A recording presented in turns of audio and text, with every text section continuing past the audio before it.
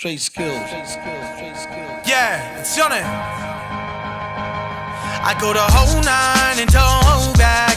Only phonies flex with a Kodak. When it's old time, I get more back. So I yellow bone, quit it, give me Bodak. Yeah, she like all of my rhymes, she let me know. She want all of my time and she let me know. But I don't wanna lie, so I let them know. Baby girl, that won't fly, no, you know. Yeah, know you want me for the wrong things. Probably cause you see a togo top ting. And probably cause your man be a flop ting. Probably make you wanna have my offspring. Don't clock in, I'm big bossing. Who's knocking? Them big face Franklins. Big rich, smart moves, big profit. Way too many mushrooms. All night in it, yeah. I like it, you love it. Yeah. So we gon' go to home. Here we go. Welcome to another episode of the Back of the Class podcast. My name is Will. In the building, we got Lou, aka the Black Bear. What's up, baby? AKA your dad's favorite barber. Oh, yeah. And we got Odds in the house, AKA Adikile. Let's go. We got the GOAT himself. He is known for many things, bro. He's like the Poly Gary V. Gary V. His name is Iceberg. We know him as Issac. Yeah. Welcome, Moose. Thanks for having me on, boys. Bro, thanks for taking some time out of your day to come kick it with us and How'd you get the name? Back of the Class. Yeah. Bro, it was just because we're just sitting around. Like, he was cutting my hair, and I was like, we're thinking of the podcast at first. It was like 3 keys in a pod or something, and we didn't know. But then we're like, it was originally going to be locker room talk, but then Back of the Class, because that's what we do. We just talk shit, like, you know. And that's how it came about. Yeah. Is it what's his name's bloke? Yeah, Is that he had locker room as well. Yeah. Back in the day, so yeah, Back of the Class is cool. Yeah, thanks, bro. How are you, first of all? How is Ice and how is Isaac? Good, bro. Grateful, obviously. Yeah, doing a lot of cool things in life right now. I was driving out here, and sometimes I just like to listen to like no music and just sort of sit there and think. And like I used to live out west in Glenmore Park and Penrith, so whenever I sort of drive these ways, it's just it's kind of therapeutic because it's like going back into time, and I didn't know all this stuff was going to happen to me at the time, but it ended up happening. But it started from like out these ways as well, so I always sort of reflect on the drives out these ways. Was it Siri Q, I'm coming home? I saw your podcast, your story the other day, or other week when you went to interview Cleary. Yep. And you had to take me home. You know, it's funny, I said to these boys a couple of weeks ago, you're in the car wash. And I was still thinking, like, you live out Bondi. I thought people in Bondi just drive, like, ride scooters or catch Ubers around. It's so busy out there, bro, like, for car parks anyway, eh? Yeah, I'm lucky. My house has got a car park, so pay a little bit more for it, but it's worth it. But like I just cruise around on line bikes at the moment. Once I'm out there. Get stuck in the bubble in Bondi, bro, but I love it. I just love the water. The line bikes. The line bikes. I fucking see this all the time. Yeah, Bro, they're bad, bro. Yeah, I used to ride them all whenever I go down to Melbourne. Bro, like, I would just be going like 100 meters. Jump on that sucker, cruise around. They're quick too, eh? Yeah, they're quick. Yeah, I think they go about 30 Ks, bro. Right. I was going about 18, probably the weight distribution. But on a bike, that seems so much faster, eh? Than in a car. Yeah, it feels it, obviously, yeah. What's it like? What was it like living out at In Glenmore? Because fuck, I remember playing them in footy. Me and Will played 2-3 years ago, and they put 60 on us. The like Brumbies? Was it the Brumbies? Yeah. And their fullback was actually Hoddle's little brother. Oh, Jaden. Yeah. He fucking ripped us. Fuck.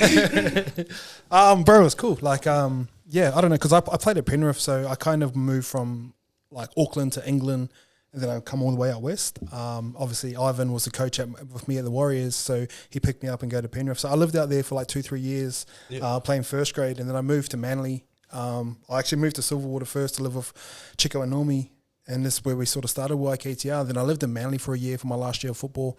And then I actually bought a house off the plan when I was playing at Penrith. So it kind of settled as I was finishing.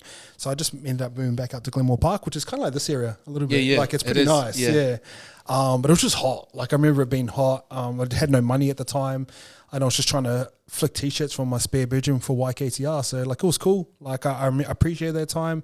But I always sort of had goals to sort of not stay there forever and sort of move closer towards the beach. And now I'm literally on the beach, so it was cool. But it taught me a lot, bro, because I didn't really have too much. There was times I was going to supermarkets with like $7, and I just finished playing NRL, so you go from like 6-figure contracts to like actually having no money because I was putting it all into business and I had a mortgage. But it was cool, bro. Just learned those lessons and just got through it. Well, what makes Ivan special? Sorry, last footy question. What makes Ivan special? Like everywhere he's gone, the success sort of like follows. I think he's just got a cool temperament about him. I think he makes like learning fun. Like the education I got from him, not only as a football player but as a man, sort of really transferred not only on the field but once I sort of retired from football too. So he just always, bro. You look at Nathan and like like nothing phases him. He could be like he's playing in the biggest arenas, nothing seems to faze him. I think he gets that from his dad. And there's times where like we'd pump a team and we'll come in all excited and he sort of always brings you back to level. And there's times where we'll get pumped and he had a way to sort of bring you back up. But I think it's the evolution of just constantly learning. There's someone that cares about you. He loves you, like he'll treat you like one of his own kids, but he'll give you a kick up the arse if you need one too. But he'll do it in his own way. Not the Islander way. A literal kick up the arse thing. I was about to say. It's more so that like, oh, I'm disappointed in you. Sort of like, those, that's the worst. I know, you'd rather get a hiding, eh? I'd rather get a hiding. You're right, bro, 100%. But I think that's what makes him so good. And like you look at all the players that have left Penrith recently and they're in another grand final this week. It's pretty crazy. But you know what's funny as though? I was watching the interview after the Penrith game and I was just like, bro, this guy, he can't be this nice, bro. He seems like he's that calm and that. Okay, I bet you off camera he's a fuckwit. But I guess he's not, He's a fucking good kid. And like sometimes you get superstars that are just down to earth and that's him, bro. And it's a reflection of his parents. Like, 'cause I don't think his parents would ever let him get him above himself. Yeah. And then he lives out west, bro. Like there's like, and he has to walk out on his front doorstep and go to like Doonside or go to Mount Druitt and see like the influence that he has on people, like, you know what I mean? It's not like he's out east and you can fuck around. He's out actually east. from the area, like he's from there, eh? Yeah, he grew up in New Zealand and then he lives in Emu Plain. So, and obviously like all his boys are from County and all that, bro. So he gets it, bro. You literally walk out the front and you can see not everyone's got it as good as you. Hard. Oh man. YKTR, how long was that a concept before you guys put into? Oh, a couple of weeks. True. Yeah, so YKTR was just kind of like the name of our group chat. And like it was weird at the time because no one had really done it. When I looked around at clothing brands, I only saw like Zane Robe was the only brand I knew. I kind of knew G'd Up, like I'm tight with those boys now, but they were in the mall at Parramatta at the time and they were kind of a big brand out west. But those are the only two brands that I kind of knew. So we were just living together, like fucking around, just having heaps of fun. Heaps of partying, heaps of traveling, and we found just wherever we went, people sort of gravitated around us. Like Corey was in the prime of his career with Parramatta and and doing some rogue shit off the field. Right. He's been popping up on my TikTok feed a lot lately. Oh yeah, with his missus and that. Don't put that on me. Don't put that. And then Chico just come off the back of a Dally M Hooker of the Year season. So and everyone loved Chico because his laugh and like the spiky hair and all that sort of stuff. He looked different, you know what I mean? So we just go around and travel, have heaps of fun. We just found people always gravitated towards us. So when we started going out, we just wanted to wear something that was us. And YKTR was just the name of our group chat at home. So it kind of just started from there, bro. You know, you guys reminded me of like, well, you guys are before them, but you know, like Philly and that, from the UK. The Foot Asylum boys. Yeah. You know, there's just like a group of them and then they made all their content and all that. That's what you guys remind me of in like the early days. But you guys were before them or we... Well, they're a bit bigger than us. Yeah, no, yeah, but like we hadn't seen them, but that's like, you know, the Australian sort of... But still version. like really organic as well. Like your guys' growth has been really organic, eh? Like, yeah, and like at the time, bro, like I was into photography and like no one really was into it, and I was into like cameras and frames and all that sort of shit. So I used to get up early, like go to the city, try and take photos of the center point. Like, and this is when I was playing like full-time footy, and all the boys used to laugh at me. They're like, oh, that's a bit weird. And you see it now, it's quite common. Yeah. Like Kaylin's into it, and all the boys are vlogging. But I was into photography first, and then just was really into vlogs at the time. I hated watching TV, and I used to always watch Casey Neistat. And do you remember Nate Robinson's State of Nate? Oh, so Nate Robinson, the basketballer, he used to have these vlogs out called State of Nate, and I used to always watch him, bro. So my first couple vlogs, I was just vlogging Chico because I didn't want to be on camera or anything. I just wanted to be behind the scenes, and he just come off winning Dally M that year. Hooker of the year. So I was just like, bro, let's just start filming shit, bro. We're doing heaps of cool stuff all the time. Like everyone, like whenever we'd go to training, people were like, oh, what'd you get up to on the weekend? And like we were doing some rap bag shit, but like it was fun. So that was just how it started. And that's a cool insight, like as a fan. I think that's like why a lot of people tuned into your guys' vlogs, because they got to see what it was like, behind the scenes almost, like prepping, like you said, you were recording Chico, like prepping for games, and he was, like you said, the informed hooker at the time. So, no, that was mad. I remember tuning into those, like, what goes through their head on fucking... It was like direct to... Nothing. It was like direct to consumer, like... It was early, bro. Yeah, you guys were like really ahead of... like, obviously, they're all doing it now. Yeah, it's like... It's almost like... It's probably at the point where it's oversaturated now. And I think NRL players jump into it thinking it's going to be fun, but they realise there's like actually a lot of work that comes into it, bro. So... it was cool that we got off early and we started podcasting early before most people as well, because we get credited for like sort of innovating within that space. So it's always cool when, especially like Poly boys, and they go back and like, oh, like you inspire me to do this. Oh, you're 100% like a big inspiration for why we started. Oh, thank you, bro. I always liked radio, and then when YouTube came along, and then I started watching your stuff, and then that's why I said to the boys when you started podcasting. Like it was like within maybe 2-3 years, everything became so available to podcast. Like this machine, like this is the first one, like the mics and all that. And then, we moved here to Oz, better money, just slap some money on this stuff. Yeah, bro. And like if you work hard, you're going to get that money back. Like it's an investment, bro. So 100%. I've spent money on worse things. Yeah. Haven't we all? Yeah, like $250 to be exact. 3, 4 in the morning. When you check Lou's bank statement, that's $300 at a time. Why is it going out every bloody 45 minutes? What was the point in your playing career that you started thinking about what you were going to do after? I was a book nerd, bro. Like I was like, my mum always pushed education on towards me. So whenever I was in football, like I felt trapped in football because people would just define me in a certain way, and I hated that. So even when we used to go out, bro, I never used to tell people we used to play football. I used to tell them I was doing some other stuff, because in my mind, I saw myself as someone who's a lot more diverse. So I was just big into reading books, and by the time I'd got to about 2015, 16, I had a bunch of injuries, bro, and I was just like, I read about 100 books by then. Fuck. And then by then I was kind of really into like self-development and business books, bro, and I was hanging around with Nate Miles at Manly a lot, and he used to always call the boys from Zane Rope.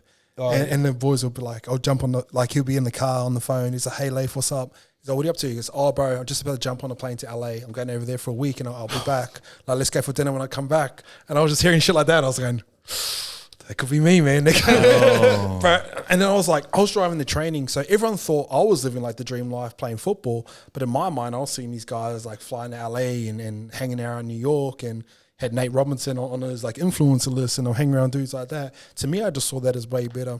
And there was a trip to Bali in 2015, and we went, same thing, bro. I met this guy named Ty Buddha. He runs all the cool sort of bars and restaurants over there, and he was like a Māori dude too. So it was that sort of first time I looked at someone, I was like, oh, what? Like, yeah, he's a Māori dude, he owns this. He was like a big wave surfer at the time. He dated like this really hot chick. Like, I was just sort of influenced by sort of superficial things or like travel, but I just thought it was cool. He could do whatever he wanted, whenever he wanted. And he'd be like, oh, bro, I got to fly to Jakarta tomorrow and do a meeting and stuff like, I'll be back and we'll go out for dinner. Like, that's mad. But people living like that was probably like the main inspiration of why I got into business, because I always felt trapped in football. Have you ever thought like if you made a certain amount of money, you would just disappear?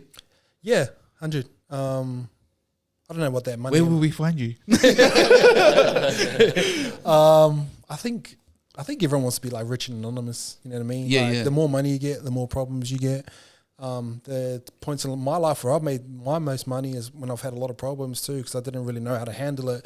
Like people asking you for shit or people hanging around you for all the wrong reasons, and you're not smart enough to filter that out from the start, bro. But imagine being that rich that you could just take off and go wherever and just look after the people that you want to look after, and no one knows. I think that'd be cool, bro. Yeah, I heard. I think if I won the lotto, I'd go anonymous. Yeah. Like, I wouldn't be taking a photo with the chick going.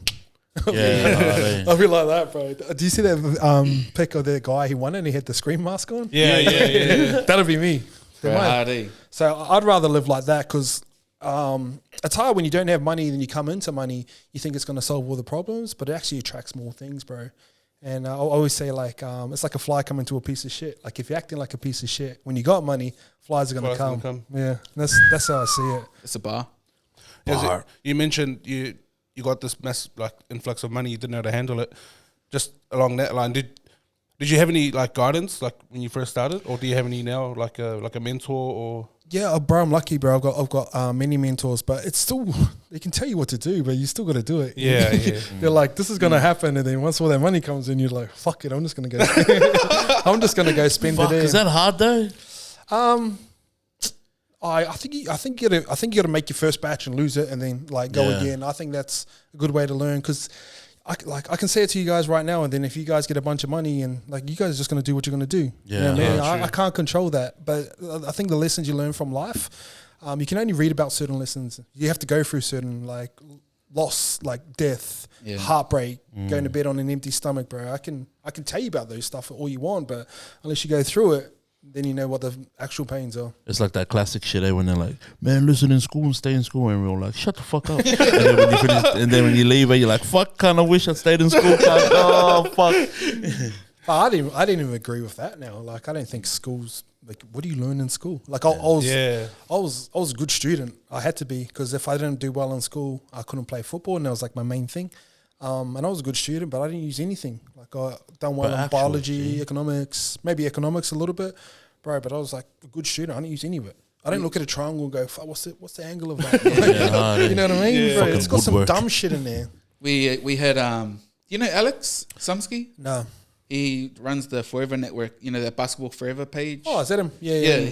We had him on early, and he was telling us what his thoughts on school was. It's like, what he say is like, he thinks school should be the process of learning to learn, like, because you never stop learning. But you know, all that dumb shit, like whatever we say is dumb shit, it's like always a Google away. But the process of learning things is what you're supposed to take away from school. Yeah, I love that. And probably like social hierarchy too, bro. It's like walking in, it's like, fuck, where do I fit in? Yeah, true. I'm not cool. So the best thing about like, one of my greatest strengths in football was like I was an average footballer. But once I left football, I was like, I don't want to be average anymore. So I knew, like, if I was a superstar in football and everything got handed towards me, and like I'd earned the right to be a superstar. But once you leave, you come out that other side, you go from like superstar back to normal life. That drop's massive. So for me, I was just an average player. So I was just around here. But when I transitioned into this next part, you know what I mean? I want to be up there. So I learned those lessons from there. And it's like high school, bro. The coolest dudes in high school aren't the coolest dudes anymore. Oh, yeah. They're not, bro. It's just the way, it's usually those guys around the middle that sort of take off to the next phase. And I reckon it's the same with football too. The superstars, they'll get the head start with the money and all that sort of shit. But they're the ones who seem to struggle when they transition out. Even the girls in the middle A, they're like up here now. Yeah, they're the whole ones now. I was gonna say, did you still feel like an average football player when you scored a hat trick against the Warriors? That was just a weird moment. Like, Piece of shit. Are you Warriors fan? How dare you? Bro, that was just one of those moments, bro. Sometimes you just have one of those games, and that was my one. And it was just lucky it happened. It was like couple year and a half before, 2 years before that, their coach said I wasn't good enough to play NRL. So it was cool to sort of just... Who was it? Blue McLennan at the time. I remember hearing you said that on one of your recent podcasts, eh? Yeah. So it was cool. Like, it was cool to prove someone wrong, but just by trying to prove yourself right. Like, I wasn't out there every day hitting the roads going, fuck this cunt. Yeah. I was just going, I believe I can make it. So if I put in the work, I'm like, I'm not a superstar. I'm not naturally talented. But if I put in the work, I can get to a point where I can play good football. And it was, the timing of it was just like weird. Full circle, eh? Yeah, it was full circle. And it happened in a couple of years. So that was sort of my it's a moment I always look back on and go like, whenever I'm struggling in life, and even now I'm like, shit, let me just get rid of everything. Let me just focus on me being me and get myself right, and good things happen. And then same thing, success comes and you get comfortable and you start doing stupid shit and we drop it all the way back down, bro. Hey. What's been your biggest lesson in business with your friends? So me, Chico, and Normie own YKTR and YKTR Sports together, and that relationship's been really good. And probably a big reason why is like probably early on they had the leverage because they were playing really well and I was sort of the guy behind the scenes. But after that, like I've probably got the leverage. So during that time when they were sort of the main guys who were getting all the attention, they never made me feel bad about me being me. But in theory, I was doing all the work. But now it's come full circle now where I'm probably like the guy who drives all the revenue and learned all the skills over the past 7 years. My job is not to make them feel bad for the position that they're in. So our relationship's been really great, bro. But in saying that, like I invited like a lot of friends in when we had built ourselves up, and we had guys like Scope and Simi and that come in, and they had like sort of no leverage at the time, and we sort of helped build them up. And the lesson I learned from probably like Scope and all those boys leaving is just to have contracts in place, bro. You got to go whenever you go into a situation and you just want to have like what I do now, bro. I always go, what's the worst case scenario that could happen? And I'd write it down, bro. And this is like a lot of things. It'd be like parents passing, or like I got a dog, bro, and I love my dog. I was like, what would I do if my dog passed away? And I'll write down things that I'll do if that happened. And in my mind, I've already gone through it. So when I started business, everything was just going so great. I wanted everyone to feel a part of that home. So I'd build a home with YKTR. I was like, bro, come in. Like, I'll help you build your stuff, help you build your stuff. And when it came down to it, bro, the boys just got a better offer and took off. And like, bro, I was so cut at the time, bro. I was so angry. But they were just making decisions to better their families. But I just didn't have any contracts in place that protected me for once they left. I remember watching that video on YouTube. Yeah. Made me want to cry. Bro, I was sad, eh? Like, I'm not a crier too, but it had just been a big week, bro. And like, by the end of it, bro, I was just like so drained. And like some of those contract things, and like I could have had a like NDA or non-competes in place. So basically what that means is like, if you look at levels now, it's basically everything that we were just doing before. They just sort of changed the name. If there was a non-compete, that would have been, they wouldn't have been, by law, they wouldn't have been able to do that. But I just never thought I'd have to do that because I'd known Scope forever. You know? Because you're just boys. You're just like handshake sort of thing. Eh? Like, and here's the big thing, bro. Like if he'd come to me and just goes, bro, I've got this better offer. I would just go, bro, have the podcast, because they left and sort of took everyone with them. I would just go, bro, just have it, because I was paying like, we had like three people leave within the space of a month. But as a business owner like that, I'm just cleared up fucking 270K worth of wages that if he goes, bro, I just want to start this thing on my own, I just go, bro, I'll just go and have it, bro. You know what I mean? It's like the way I see it is there's so many pies that like he must have thought that there's one pie and I need to take this pie for me to be successful. Bro, I'll just have the pie. I'll just go make some more. Like I don't need that one podcast to be successful. I'm already successful in my own right. And I can build other things. Like I've built all these guys up and they've all done great things, and I'm proud of all those guys, but like it didn't really have to be like that. It was just the way he went out, bro. It was like, I don't know, just felt disrespected at the time and probably still do. Is it your loyalty? Do you think it's like a bit, not a problem, but you know, like in a way, I know you're such a loyal guy because I know I watched it on your content, and that's probably what hurt you the most. You reckon? That's it, bro. That was the only thing, bro. Like I don't care about anyone making money. I don't care about people trying to provide for their family, bro. But it was just that, like, to me, like friends are built on respect and loyalty. And if you're trying to negotiate deals behind my back when I've like provided for you and invited you into my home, that's the part that always felt yuck to me. Yeah, that's a fucking perfect word, eh? Yuck. Yeah, I feel yuck for you. And like, bro, to be honest, bro, like Scope, like it was always going to be a tough conversation. Like if someone gives you the bag, bro, take it. Yeah. It's just if you go out, just go out like respectfully, and it just didn't really like happen that way. Did it just feel sneaky? Yeah, it just felt sneaky, bro. Yeah. That's all it did. And it was like, and he took the main producer as well, who was a guy, Lukey, who brought in as well. So it just that was the only thing, bro. And like, I know he jumped on podcasts and talking. It's like IICE blocked it. And I was just like, bro, because I could see what was going to come. Like it was going to be exact same stuff, different podcast name, and that's all good. Like like times change and people change. But I just wish on the way out, the boys just, just use the manners. Yeah, that's all it is. Yeah. Yeah, that's all it is, bro. And that's how I was raised. If Yeah. someone invites you to a house and they provide, bro, if you can't like pay them or bro, go do the dishes, like go help out, say thank you on the way out. Yeah, hard. Did that change your job at all? It made it easier. I was like, is that what you mean? Yeah. Yeah, bro, it made it easier. So, like I said, bro, I went from this point where like I was just trying to bring everyone with me, and then we went from 8 staff down to 2-3 staff. Oh shit. Yeah, it made my life so much easier because in theory, like we were running our business at really high expenses, so we were trying to like we had to move a lot of product for me to like look after those boys in terms of pay wages, bro, and we had heaps of expenses. So once all those boys left, it was just like, Nah, mad. Back at the class. Back after this break. Have you got any moments where you feel like you made it in business? oh, bro, probably the only one, and I don't think I'll ever be able to replicate it, was the day that I got my first sort of pay from YKTR.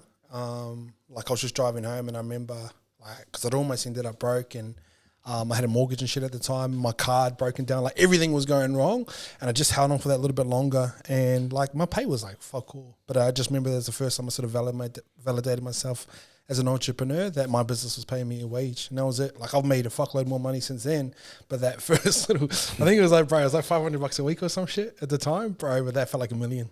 Oh, especially when you see you come from $7, trying to pay for groceries with $7. Yeah, and it was weird, bro. But the thing was, bro, like I could have always just gone, hey, mom, like I could have reached out, or I had friends with money. But I just really wanted to go through that experience because, like, I don't know, I just knew, like, one, I was kind of too scared to ask for help. Yeah. Like, but two, I just really wanted to go for it because I knew what I learned from football is something always goes lays on the other side if you can sort of stick to it. So, and I know a lot of those situations are fabricated through, like, your own mind. You make them a lot bigger than what they are.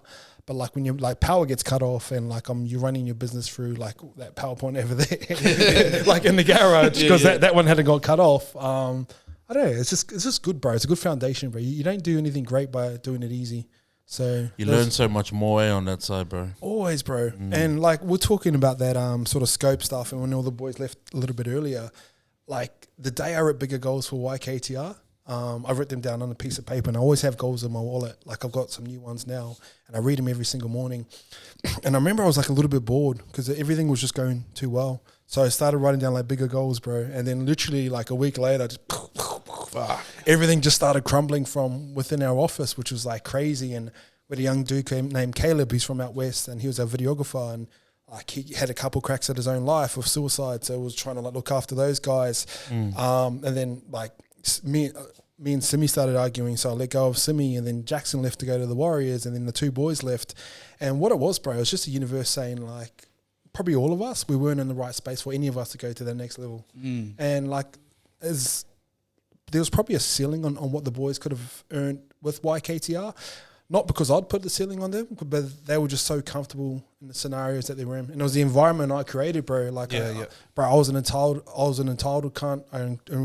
I encourage like an entitled environment, and then that's what happens, bro. You know what I mean? You can't like plant a tree, water it a certain way, and then when it starts to grow, you go, oh fuck, like trying to water it a different way. You've already planted that tree, and that's how it's growing, and that's what had happened, bro. So at the time, you just feel like, fuck, why is everything happening? But you get to the other side, and it's like, oh, that's why.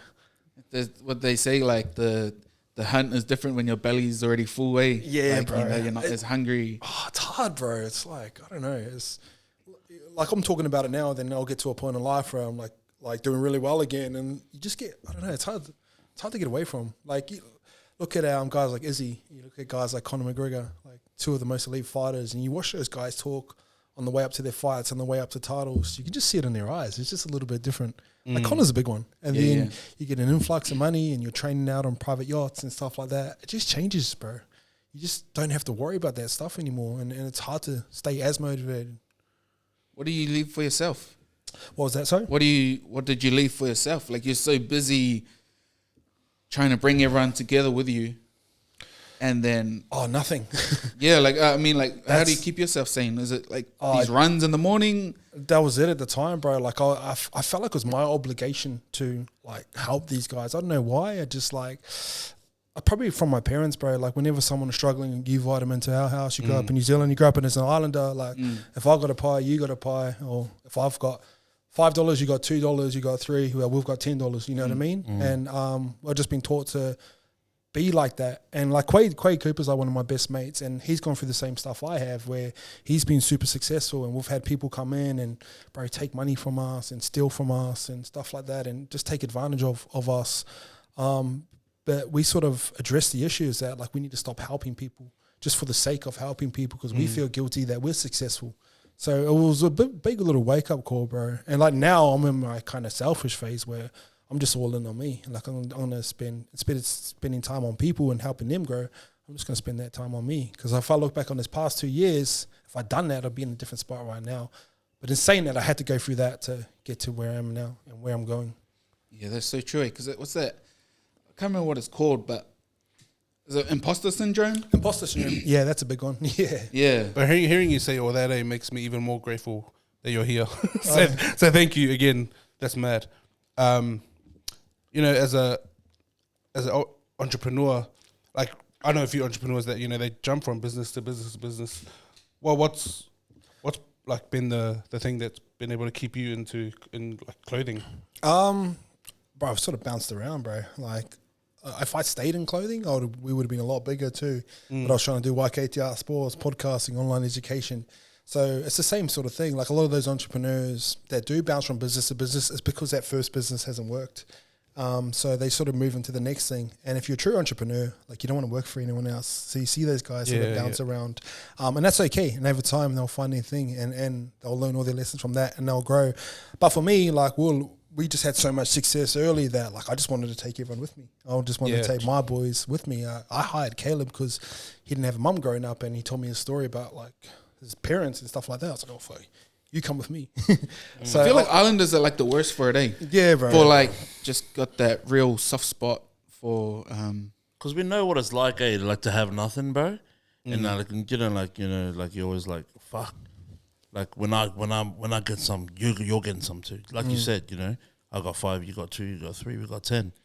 That's why that's like when you said that, it kind of like struck a like chord with me, because I used to own a barbershop, and it was the same fucking thing, man. It was just like I felt fucking. I stopped feeling like a boss and felt like I was a part of like everyone in there was a boss, because I just felt like, fuck, man, like. I feel bad because I got this, but you're getting paid that. Now, fuck, I want you to get more. And I just kept like, over time, it just kept increasing fucking wages when I knew I couldn't fucking hold it. Business, if I use my business mind, I shouldn't have. But like, as a fucking poly and as a person that grew up with nothing, I felt like obliged to like always make sure that they fucking got what they needed and they got more than, you know. And that's a big one, bro. Yeah. That's a big one. And the other one is that we're not taught to communicate properly, because like we associate authority with our parents. We answer back to your parents. What happens? Yeah. Slap. You know what I mean? So you wake up tomorrow. Yeah, put to sleep. But like, say if you then a lot of people, like I'll say football players, for example, they go talk to the head coach, and he might be a white dude, like it might be Ivan. But because they associate a coach as authority, they don't like ask questions. They don't answer back, because they're not taught to communicate in that way. So they get like imposter syndrome when they go into those sorts of situations, and then they end up getting like frustrated and angry, and then I think it comes out in different ways, you know what I mean? And a lot of Islanders are physically built, so sometimes that comes with physical altercations, and sometimes that's later. Sometimes that's Mad Monday. Yeah, like, do you remember what you said in February? And then now I've had a couple of drinks, boom. You know what I mean? So true, eh? And it's sad, bro, because like a lot of us are like, we can sit in a room like this or around family and be expressive and laugh and communicate and go up and do a show and like, you guys are Samoan, why Sunday? Like, stuff like that. But then we're taught to sort of suppress emotions, like being sad and being angry and being vulnerable. When you look at Islander boys, because we're so physically like so big, and we just think, oh, that guy just needs to be strong. But deep down, a lot of like Islander boys are like, you know, emotional. Mummy's boys, bro. Yeah, fucking hard. Emotional. So I've just learned a lot about that a lot recently too. Was that the main reason behind your Grateful drop? No, we own the word grateful. We actually own the. Oh, true. Yeah, bro, I own the word grateful. So we just wanted to be dropping merch through that because it's just the best word. Like it teaches you about a lot about bro. everything, That is bro. the best hood. Cunt. I swear that's the best hood. Yeah. Yeah, I heard. I've seen because we kept saying it heaps, and I write down gratefuls not every day, but most days. But I just jumped online and checked the trademarks, and no one had renewed it since 2000. Thank you. I'll be taking that. Did it cost much? Trademarks like $1,200. Oh yeah. So you can make that back. Yeah, I had. Holy shit. I was saying because like we just came back from the islands, and I feel like the island like I feel like everyone should go back to the islands at least when they're adult to realize we've missed something, Like they're also happy, but they can actually like express and talk over there. Whereas when we come here, I think we're like pigeoned into like what we look like. But over there, everyone's just so like happy, bro. Like so happy to see you. Like so, it's so weird, bro. I've been telling everyone lately, like, bro, you should go back to the islands and just actually see where you come from, You know, like as much as we want to chase what's here, there's something back there that you know we should actually really reconnect with. And that's the thing, bro. You're chasing something here, so and like internally you're putting stress on yourself, and everyone's that way. And it costs a lot more to live out these ways too. You know what I mean? So there's pressure on you. Like when I go back to the islands, I haven't been back in about 8 years, but like same thing, bro. You feel connected. And whenever we used to play for Cook Islands in the sports team, it's like you didn't even have to know that dude, but you know he's cooking. There's a connection there straight away. You know what I mean? So like you go into business, you go into professional sports teams, they're always trying to instill culture, but when you hang around your own people, it's already there. Because we all grew up similar. Yeah, that's what I mean. Like all our like in Cook Islands, all our nanas are the same. They all go to church. They all know the same. And we all eat the same food. We all got the same sort of stories. Get slapped for the same reason. You know what I mean? So that's what bound you by culture, and that's what makes culture so strong. And that's why going home, where it stems from, like you're just on the land, and it's like, yo, this is where I'm from. How was that for you in terms of cultural value playing for Cook Islands? It was cool, bro. So like, hey, full cookie? Nah, half. My mum's white. My dad's like, so a lot of Cook Islanders ended up in Tokoroa, where I'm from. There was lots of work there back in the day in the mill, and they call it like the 16th star. Like they all work in the mill way. But honestly, my missus, she's cookie, and her whole family lives in Toke. Oh, really? Like all of them, and they either work in the mill or they're out cutting all the trees. What's the last name? My missus' last name is Rio, but she's got half Mangi. Oh yeah, I know the Mungis. Andrew? Yeah. That's my missus' brother. Oh, what's your partner's name? Chanel. Oh, they have another sister named Remember? Mems. Yeah. Oh, small world. Remember? Yeah, that's my missus' sister's name. Oh, true. Yeah, they just call her Mems. Yeah, I know Andrew. He's a couple years below me. Oh yeah. Yeah. Do you know the twins? Watch twins. One's with Mems. Feeders. But you know what I mean? Like a lot of people that know Cook Island, people all go back to like Toke. Yeah. So that's how it is. Sorry. Bro, it was cool. Like I was lucky enough to play for the Kiwis as well. Yeah. Which was bro, the cookie one had a bit different, eh? Yeah. Yeah. I don't know. It was just like I think Michael Jennings said it best. It's like when you play for Australia, it's like you're basically saying you're the best in your position, like in the whole comp. When you play for Tonga, like it affects like your family and sort of stuff like that. There's like a different feel to it.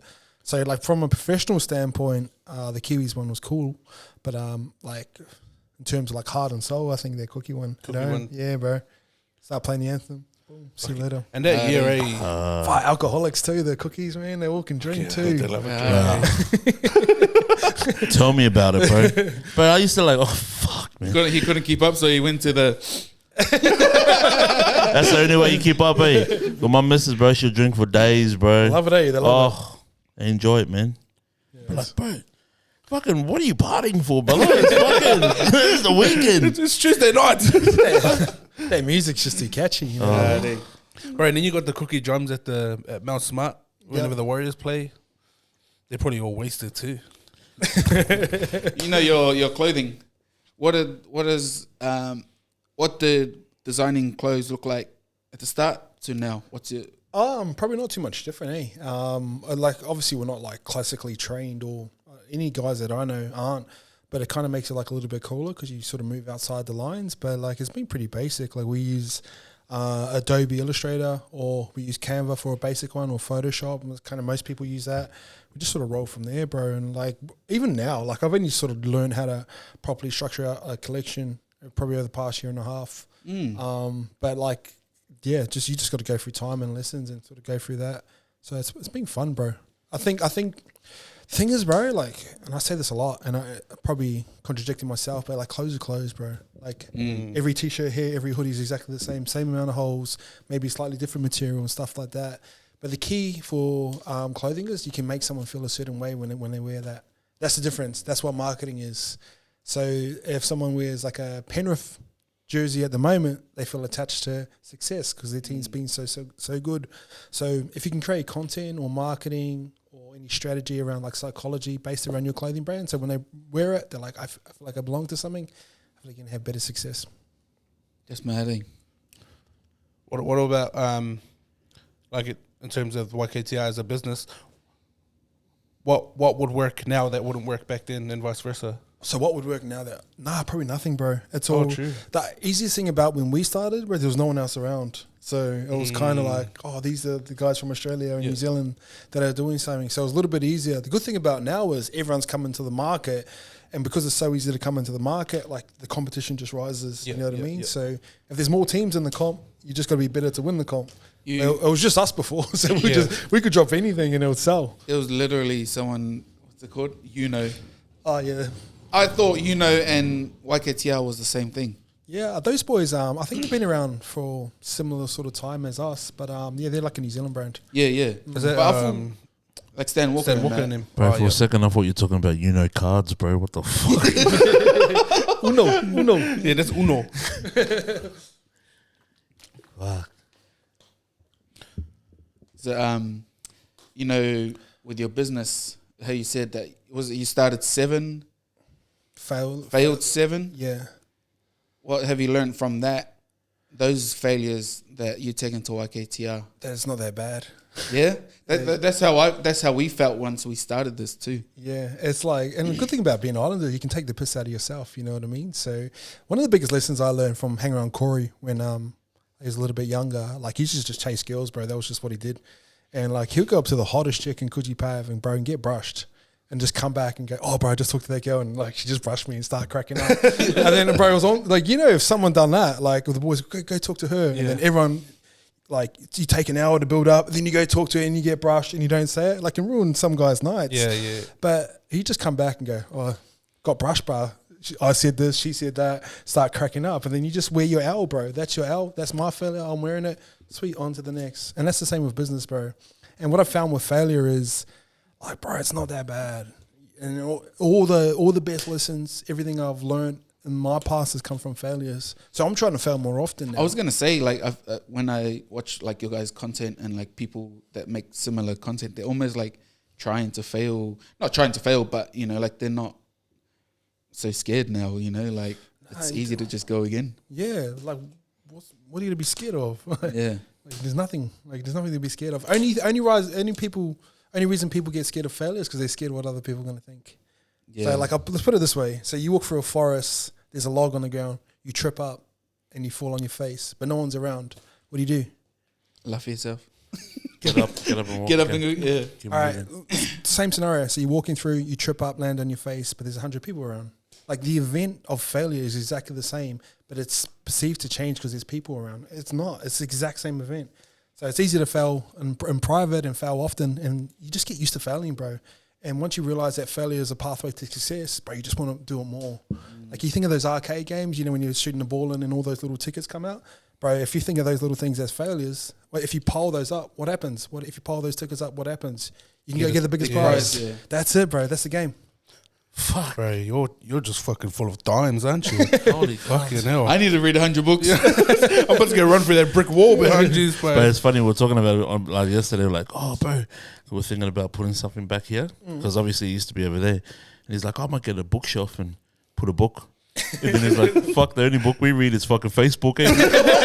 Fucking bookie oi. Put my phone up there, just audiobooks. What does your week look like now? It's fine, bro. Like, I hate when business people come on and go, bro, I'm so busy. And I think busy is a word that grown up say to each other to validate what they're doing in life, bro. I'm very happy, healthy. Everything I'm doing is cool, bro. It's like Monday I'll just like design clothes. Tuesday I'm doing podcasts. Like, bro, I'm living the dream. It's easy, bro. It's easy. Fun. Your mum and dad, like, have you spoke to them much about, like... Yeah, my mum's here at the moment, but I've been running YKTR and going to write it for like 7 years. Yeah, and like yeah. even like 2 years ago, my dad was like, I was back home and he's like, oh, you still doing that clothing thing? I'm a bit of a big deal, Dad. Fuck you, man. That's the way to bring you back down there. Yeah, but my dad was always my coach growing up, so he just loved rugby league, bro, and he just loves fishing. Like that's his thing. So he goes to work, come home, and then if he takes 3 days off, he'll go fishing for 3 days, and that's what makes him happy, bro. That's it. We didn't realize that you grew up with Sean as well. And Maitland? No, Johnson. No, I didn't grow up with Oh, Sean. okay. I thought it must have been Maitland then. Yeah, Sean Maitland, he plays for like Saracens, won a comp with the Crusaders and stuff like that. But like him and Quaid are my two best mates growing up. Like from like kindy too, which is like, it's been crazy. Like sometimes you get like one guy that sort of breaks out and maybe make you from your hometown. Like we had like my first two mates have done well, especially in Union. That's mad, eh? Right. Speaking of Quaid, how the fuck did he not make the Wallabies? Fuck. Bro, Let's fucking go there. It's my backfire on Eddie. Like But it's backfiring. I reckon he's fucking got his shit all packed up right now. Yeah. Did you see Sonny? Yeah, come out this morning? Yeah. He was angry, eh? But yeah, what he said at the end, I would 100% agree with that because he was saying, I wouldn't want to play for a coach that's doing job interviews for other nations 2 weeks or 2 days before he's meant to fly out for World Cup. Was he? I didn't even see that shit. Yeah, he's talking to Japan. Japan, yeah. Going to be their head of rugby or some shit. But he's 2 weeks time, he's about Fucking to go not coach all the in there. Wallabies. Of course, he just come and fucking ruin Australia and then fuck off. Bro, they should have kept Dave Rennie, bro. He was doing good things. And they done him dirty too, eh? Yeah. Actually, I won't say it. Nah, private conversation. Yeah. Private. But like, Turn it off and we'll still talk about it. Nah, but like obviously I'm tight with Quaid, but like I think he had a big rap on Dave and like strategically, the way that they play rugby. He goes, bro, he'd make it sound so easy, and Eddie Jones thing, he was just trying to buy himself time. So if you don't take the big dogs over, bro, and he can go, we're just going development. We're going development, ready for Lions and World Cup in 2027.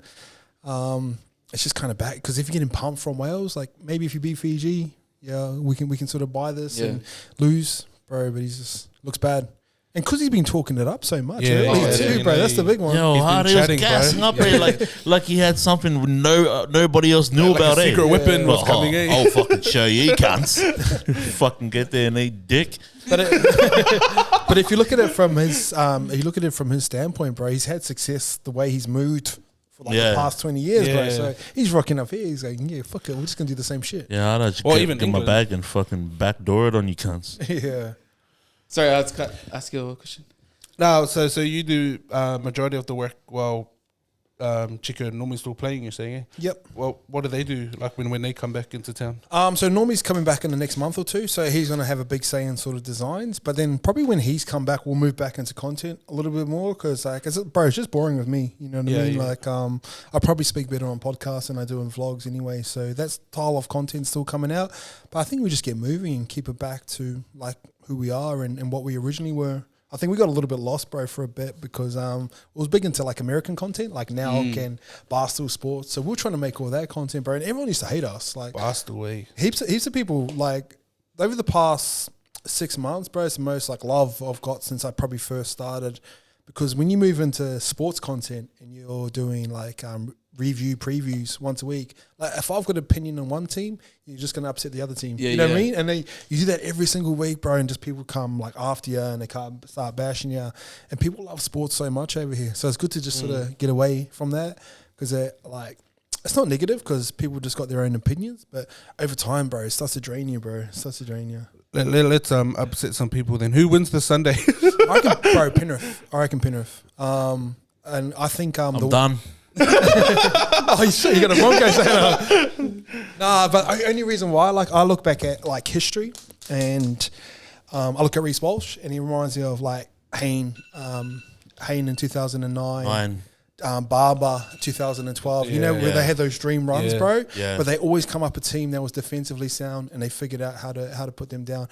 Now, the good thing about Andrew Webster playing the Broncos, he's already given Ivan the game plan. Yeah. It's the exact same game plan. So what you do, you bomb Jesse Arthurs, and you sort of land it on his head, you nail him, and then Reece Walsh comes for the second one, or Herbie Farnworth comes for the second carry.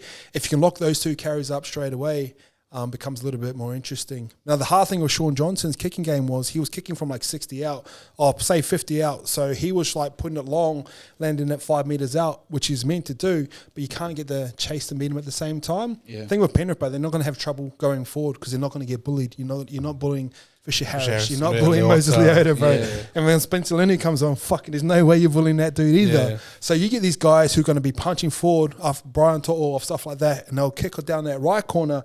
But Nathan Cleary's got a better kicking game than Sean Johnson, so he can torpedo it, he can floater it, he can kick it higher, but he's going to be kicking it closer to the line, so he's going to be able to put up a bomb.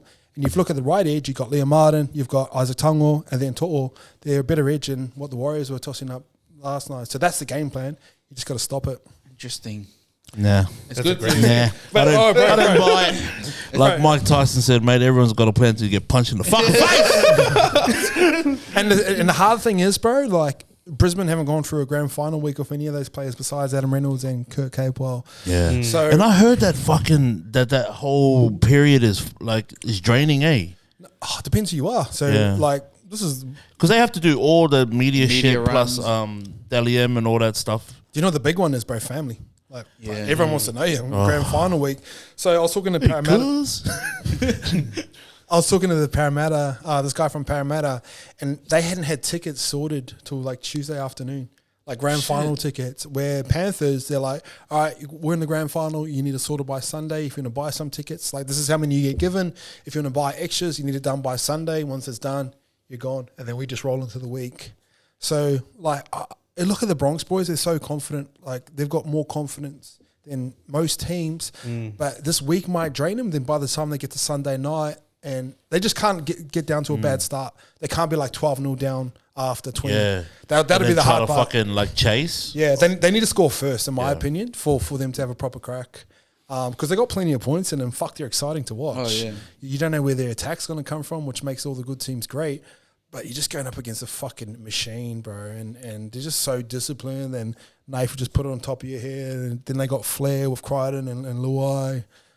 It's just a perfect team, bro. They're so balanced. And Luai came back like he didn't snap his shoulder.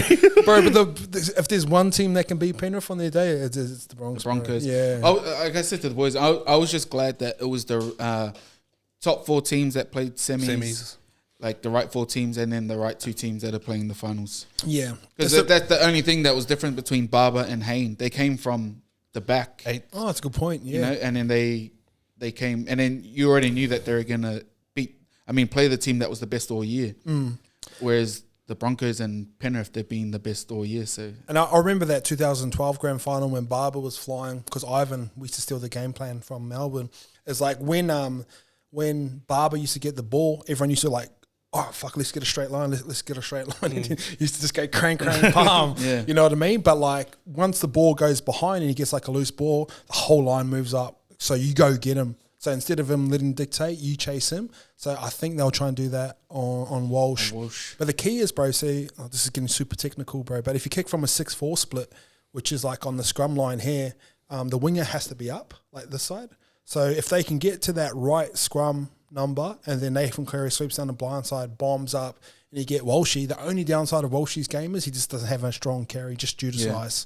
So, like, if you bomb him, land him, and you catch him, you'll be able to drive him back. and then they have to swoop around to get that tough carry, and then fucking Liam Martin's coming, Moses Leota's coming, Fisher Harris coming, so it's just going to go bang. And then Mitch Kenny can fucking put on a shot too, bro. So it's going to be hard, but like we said, bro, if any team can do it, it's the Bronx. I was telling... Bro, it was like 2 weeks ago. I was actually explaining to him what a 6-4 split was. Yeah, because he's just Broncos and that's it. I love Reece Walsh and that's it. He's cool, bro. He's so cool, bro. Like he's that speed, bro. It's crazy. I love the Broncos. I don't care who the fuck plays in that team. I just love the fucking team. I'm a Brizzy boy, baby. Sorry. What's the goal for the podcast, boys? What do you want to do? Right, like at the moment, that's all. The back of the class, we just started to talk shit, you know, like try and make some good content. And we've got some clothing coming. Like, I don't like to say merch because, you know, I feel like merch is like, I don't know, I just say clothing. But hopefully we just try to get some sponsors or something.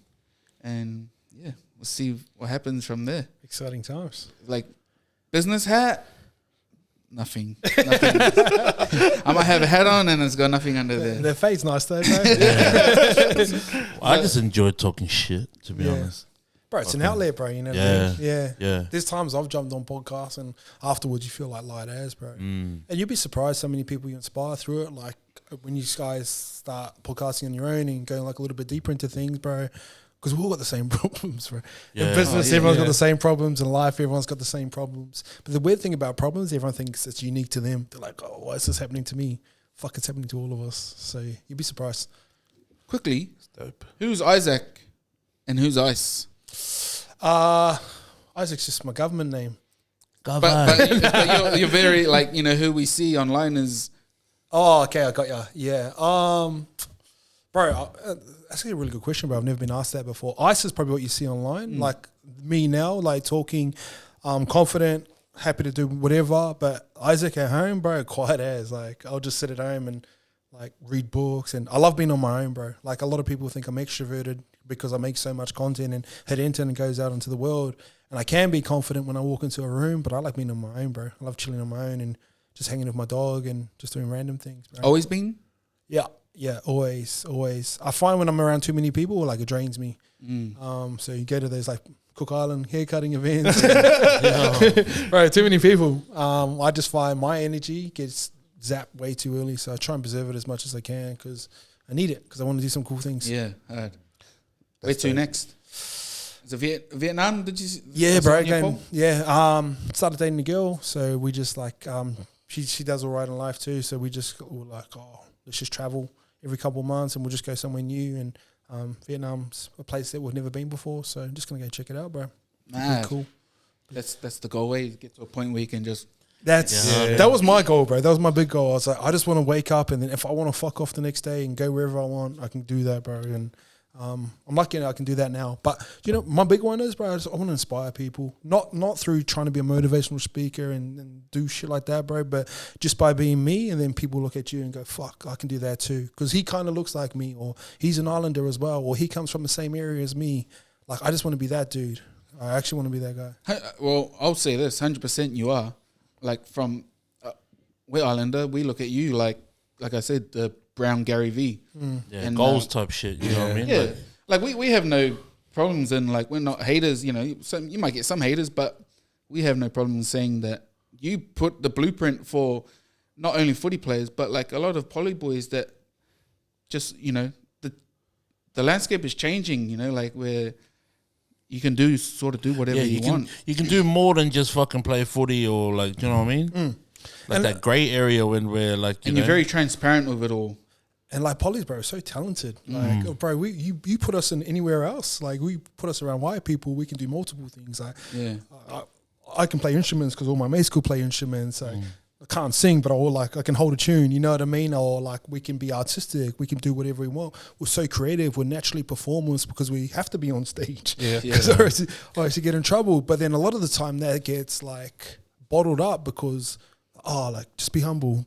Like, you know what I mean? Yeah. So I'm just trying to be a poly that's expressive and not afraid to be me. And like, it goes against the norms of how we've been raised, but bro, someone's got to do it, you know what I mean? Yeah, that's dope. 100, And you look around the world, bro. Poly's taking over. You look at the NRL. Yeah, but I feel like you know the line between cocky and confident. Like you're very confident, and then there's like cocky.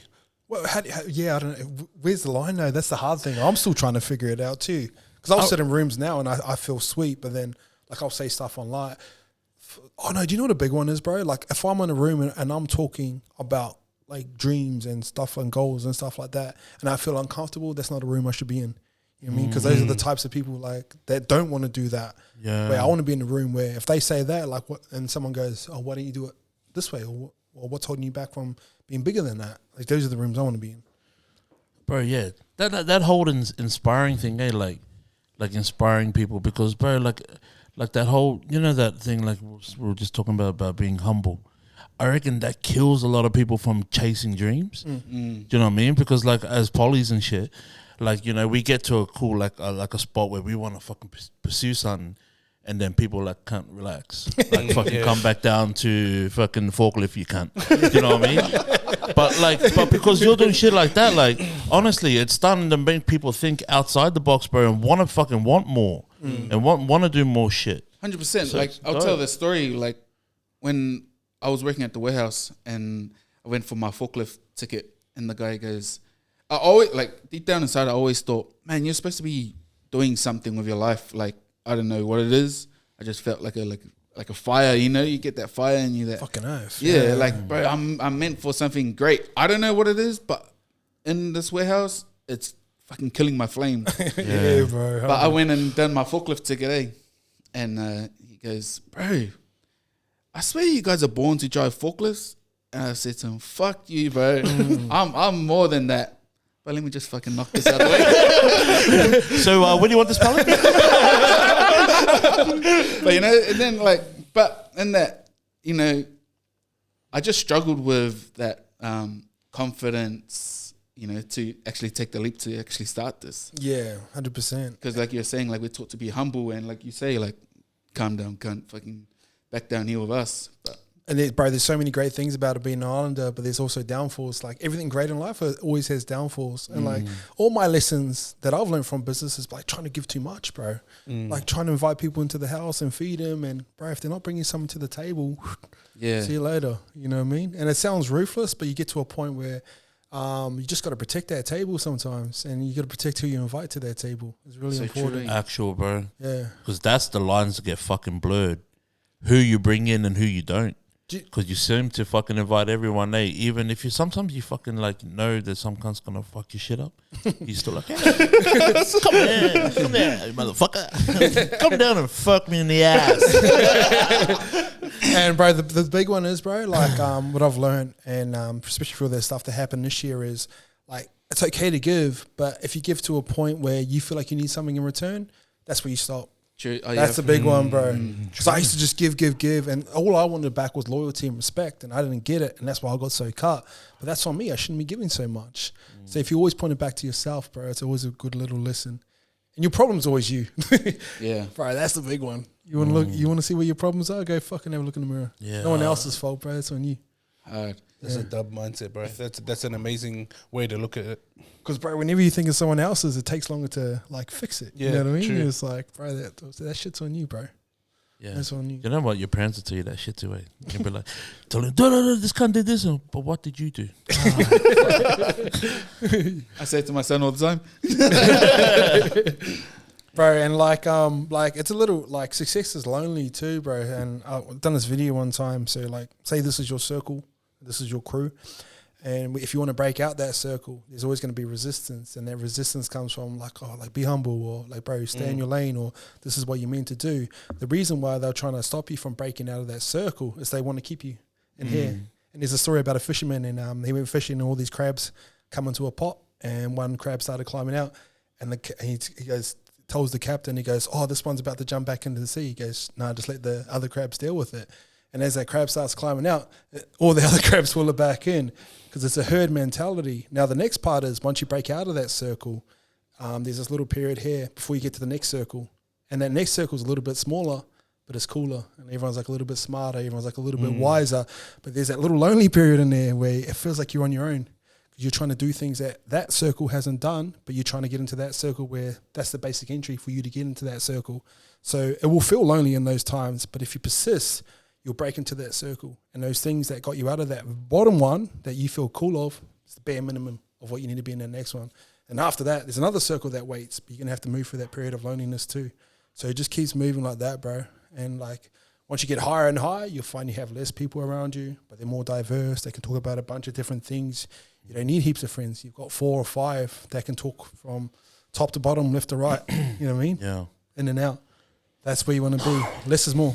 That circle A, what they say, like, the people who have businesses, they will never knock people for trying to start a business. No. Whereas the people who don't, they're always, you know, like the crabs, you know, pulling you down. Always, bro. And like, I'll give you something. So like sports, like I come from my hometown.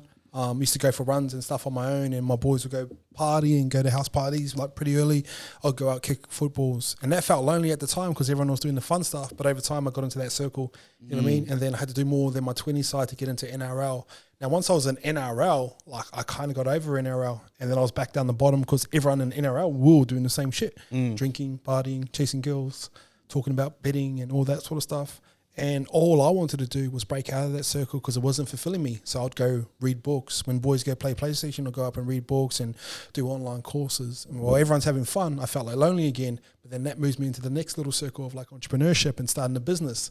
Now, once I'm down there, I go all the way back down here. I'm in a business where I'm in the same pool that everyone else is in. You know what I mean? Yeah. So that's how it works, bro. And if you just want to go up and up and up, you just got to keep like trying to level up and trying to get like a little bit smarter and learn from your lessons and fail often. And you just get that little period of loneliness, and you guys might feel that now because no one in your crew is sort of doing podcasts, but like you got a crew to hang around and it'd be fun with. Then you break into that next circle and like, oh shit, we got sponsors now. Now we can start moving like a little bit. Now we're selling merch. Oh cool, let's go do a live event. You know what I mean? That's how it works. Yeah. Bro, I'm mind blown. I need to read more books. No, but you don't. If you don't like reading, bro, you just need to find a way that you learn. Like I listen to audiobooks more than I do read now, and I listen to them on 2x because I can like process information a lot quicker. And like my thing with books and stuff, bro, like I'm not trying to learn like the whole book. I'm just trying to get 2 or 3 pieces out of it. Because no one ever remembers like a whole book. Yeah. They write books that big so they can sell them for like $35, but realistically, there's 2 things out of it. So that way, I'm moving a lot quicker. I can drive out here, listen to a pod or like a book on 2x. I just need one idea, and then I'll sit on that idea and think about it. Like, how does it relate to life? And that's how when I speak, I can speak in like metaphors and stuff like that because I've already thought about it. This is how like I like to communicate because it's like short, sharp, and punchy because that's like people's attention spans are way shorter. So I like to move in that way, bro. You just need 1 or 2 ideas, bro. That's fucking dope. We came here listening to reggae. We're going home listening to audiobooks. Yeah, fucking facts. Bro, if you can, sorry. Whatever other advice you feel like someone like young should hear, if you can look into that camera and talk to them. It can be whatever you feel. Don't be afraid to learn. I think learning's cool, bro. I think the people that I've learned to admire as I've gotten older are the ones who are students of life, students of football, students of the game, and they always end up being up on top. So don't be afraid to learn. Stay green, because once you're ripe, you're done. Oh, that's bad. Stay green. Stay green, baby. We just want to say thank you for coming out. Thanks for having me on, boys. Pleasure. Thank you so much, bro. You're busy and you must have a hectic schedule, but bro, we appreciate you so much. Thanks, boys. Thanks for having me on. It's the Back Class Podcast, and we out. Up the Bronx.